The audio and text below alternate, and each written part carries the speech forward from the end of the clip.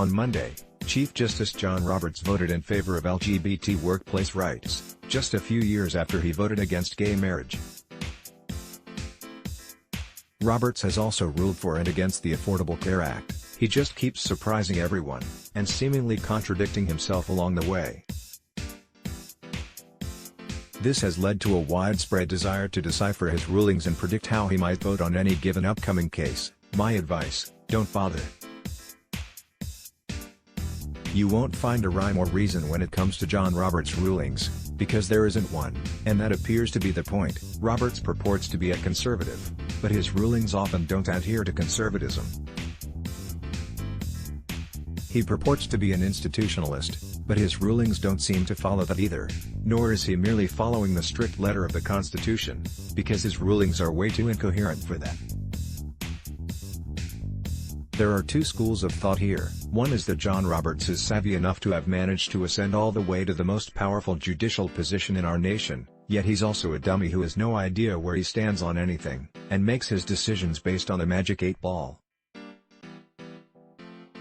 That seems unlikely on its face, and it becomes even more unlikely when you consider Roberts' series of random rulings over the past several years have just happened to make him the most influential figure on the Supreme Court.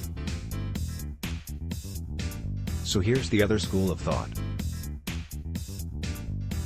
John Roberts bases rulings on a desire to be as random as possible, within whatever framework he can constitutionally justify it, precisely because being unpredictable puts him at the center of influence on the court. Everyone who brings a case before the Supreme Court knows there's a chance Roberts will vote their way, so everyone, on both sides, of any given issue ends up tailoring their cases specifically to Roberts. If this is what John Roberts is doing, it's really clever, in a reckless, irresponsible, power-mad sort of way.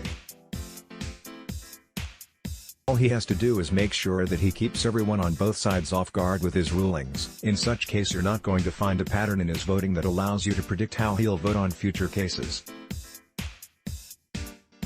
You'd have to be sophisticated enough to unravel his attempts at being random, but that requires a rather large dataset, and there just aren't enough Supreme Court rulings to crack something like that. The only conclusion we can reasonably draw is that if anyone thinks they know for sure how John Roberts is going to rule on a case, they're mistaken.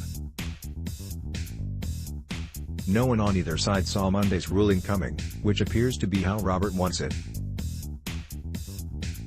One thing to watch is whether Neil Gorsuch, who also cast a shock vote on Monday that was seemingly totally out of line with his ideology and methodology, is now trying to play the same game for the same reason. After all, it's been working out rather well for Roberts.